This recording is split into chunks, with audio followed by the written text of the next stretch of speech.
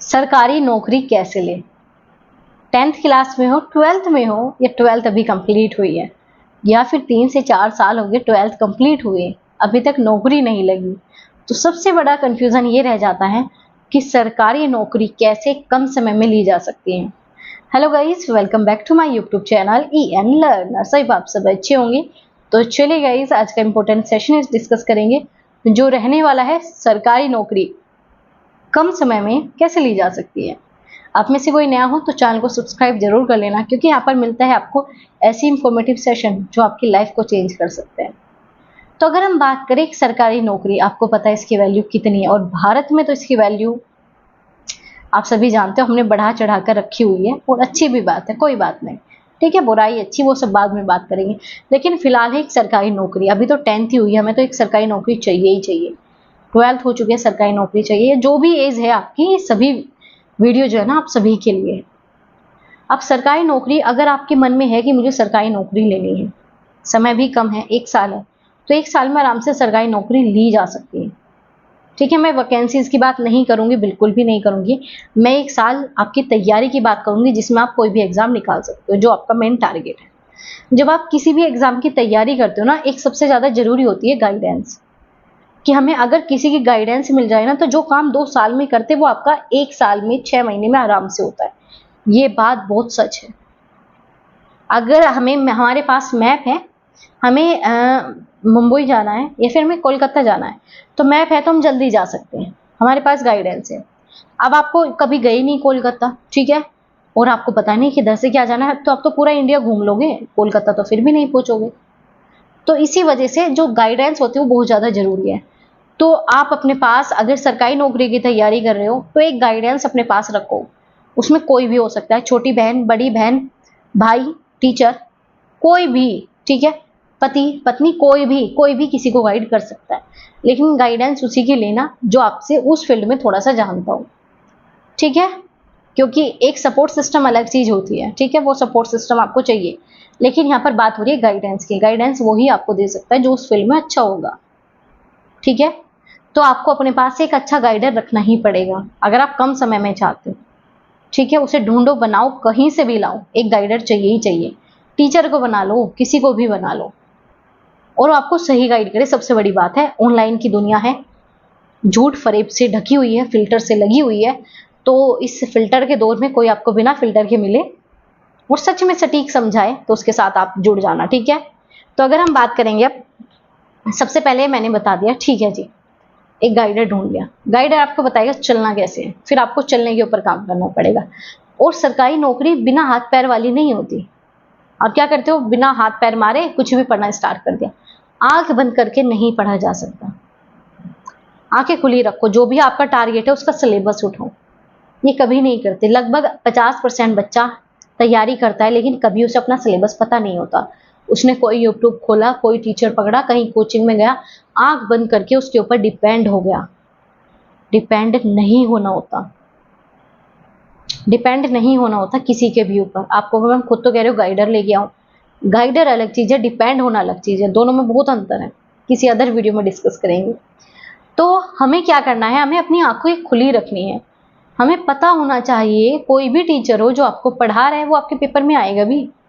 तो अगेन, कोई भी पेपर हो, चाहे यूपीएससी का भी पेपर क्यों ना हो, चाहे यूजीसी नेट का पेपर क्यों ना हो, ये इंडिया के सेकंड टफेस्ट एग्जाम माने जाते हैं। मैंने इन्हीं के एग्जाम्पल दी थी, और इससे छोटे वाले तो आराम से हो ही जाते हैं। तो चाहे आप किसी भी एग्जाम की तैयारी कर रहे हो, यूपीएससी भी कहता है सिलेबस के अकॉर्डिंग पढ़ो, वो तो कभी हम देखते ही नहीं है। तो सरकारी नौकरी मेन लक्ष्य है, सिलेबस आपके पास ऐसा होना चाहिए ऑफिशियल वेबसाइट का, बिल्कुल अच्छे से, ठीक है। बिना सिलेबस के कदम रखना ही नहीं है। सिलेबस आपका मैप वाला काम करेगा, सिलेबस ने बताया यहाँ पर कदम रख, आपको वहीं पर रखना है, ठीक है। अब अगेन, सिलेबस के साथ साथ आपको कुछ बुक का जरूरत पड़ती है, वो आपकी ऑथेंटिक बुकों की जरूरत पड़ेगी। अब अगेन कहूंगी, फिल्टर की दुनिया है, टेलीग्राम पे बहुत सारी मिल रही है भाई नंबर 2 की बुक, तो बुक भी आप नंबर 2 में खरीदोगे, फिर तो काम हो गया। कुछ ऐसी सटीक बुक जो कि आपके सिलेबस पे बेस हो, ऑथेंटिक हो, सटीक हो, आपके पेपर में से जुड़ी हुई हो, ऐसी बुकों का पढ़ना स्टार्ट कीजिए। अगेन, बुक बुरी नहीं होती, और बुक से बढ़िया कोई है भी नहीं।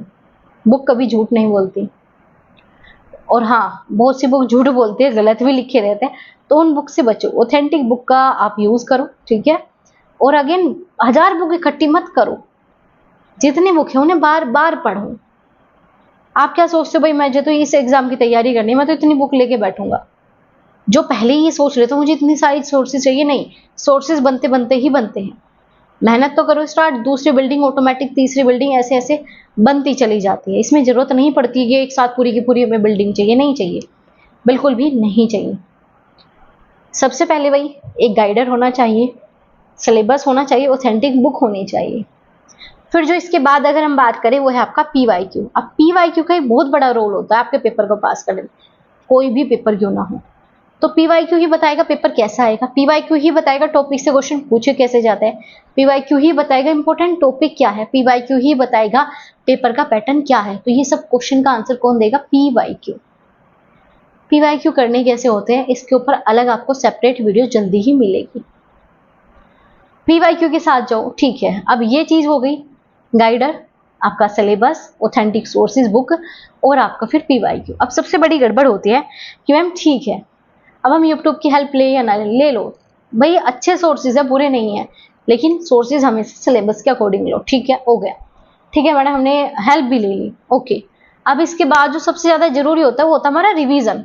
हम ये सोचते हैं हमने कोई चीज एक बार पढ़ ली वो खत्म हो गई, नहीं होती भाई, वो खत्म नहीं होती। खत्म एक बार आपने चीजें पढ़ ली वो चीजें खत्म नहीं होती, आपको बार बार उसे रिपीट करना पड़ता है, रिवीजन करना पड़ता है। आप अभी तक के स्टेप बेशक कर भी लेते कंप्लीट, लेकिन जो रिवीजन वाला फेस आ जाता है ना तो उसमें सब बच्चे डरना स्टार्ट कर देते हैं मैम रिवीजन नहीं होता।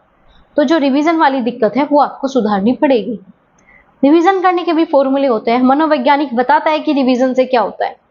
रिवीजन से कोई भी आपकी ऐसी चीज जिसे आप भूल जाते वो हमेशा परमानेंटली आपकी मेमोरी में आ जाती है, वो आपके स्कीमा में फिक्स हो जाता है। तो स्कीमा में कैसे फिक्स कर सकते हैं, रिवीजन का फंडा क्या होता है, कौन से फॉर्मूले लगते हैं रिवीजन में, तो इसके ऊपर भी आपको अलग से सेशन मिलेगा। लेकिन फिलहाल बात थी एक सरकारी नौकरी कैसे ली जाती है। अब इसमें एक सबसे इंपॉर्टेंट रोल प्ले करता है आपके खुद के नोट्स। आप क्या मांगोगे कि किसी ने अगर UPSC निकाला है हमें उस रैंक 1 के नोट्स मिल जाए, नहीं मिल सकती, कोई फायदा नहीं है। हाँ हेल्प हो सकती है थोड़ी बहुत, लेकिन जो आपका खुद का बनाई हुई चीज है उसे कोई नहीं छीन सकता। जो उस रैंक 1 की चीज है उसका ज्ञान कोई नहीं छीन सकता। हेल्प ले लो, पढ़ लो, समझ लो, लेकिन खुद के नोट्स जरूर तैयार करो। खुद के नोट्स बिल्कुल ऐसा है कि आप अपने सफलता के लिए खुद से सीढ़ी तैयार कर रहे हो। एक जो ये नोट्स वाला पॉइंट है ना ये आप सभी स्किप कर देते हो। आप ऐसी डिजिटल दुनिया में आ चुके हो कि हमें दो दो भी जोड़ना पड़ेगा ना तो भी हम कैलकुलेटर ऑन करते हैं।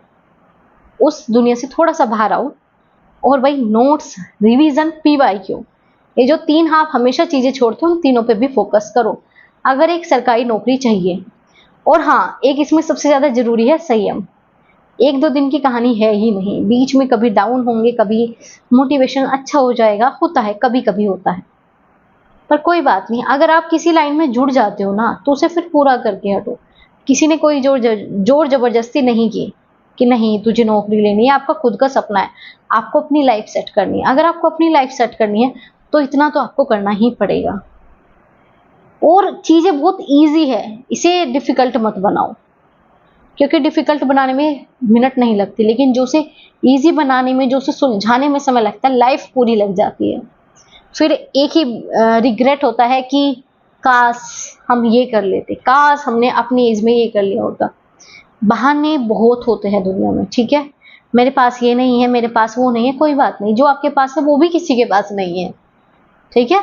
तो एक वो गाना नहीं चलता, सबको सब नहीं मिलता, तो जो आपको मिला है आप उसका यूज करो, आप उसमें खुद को निखारो, आप खुद को निखार सकते हो, ठीक है। और इसमें जो है कहीं भी कोई डाउट, आपको कंफ्यूजन लगे तो कमेंट आपके लिए खुला हुआ है। आपको किसी और टॉपिक के ऊपर कोई भी आपका कंफ्यूजन है, डाउट है, तो आप कमेंट करके प्लीज बता देना। और हाँ ये सेशन जो है ये सिर्फ आपके लिए नहीं था, ये आपके छोटे बड़े भाई बहन इस सभी के लिए था, तो उनके साथ इस सेशन को शेयर कर देना। और हाँ चैनल पर नए आए हो तो चैनल को सब्सक्राइब करना आप भूल जाते हो, तो चैनल को सब्सक्राइब कर लेना, नोटिफिकेशन ऑन रखना, ताकि आपको ऑथेंटिक, सटीक और हाँ जीवन बदल देने वाली कुछ कहानी आपको मिल सके। और हाँ कमेंट करके ज़रूर बताना जो भी आपका अगला डाउट या इससे रिलेटेड आपके कन्फ्यूज़न दूर हुए या फिर नहीं। मिलेंगे ऐसे इंफॉर्मेटिव सेशन के साथ, तब तक आप सभी अपना ध्यान रखिएगा। और हाँ, आप वो कर सकते हो जो और कोई नहीं कर सकता, तो आप जो कर सकते हो तो उसे निकालो बाहर, और आप निकाल सकते हो, आपसे बेटर कोई नहीं है।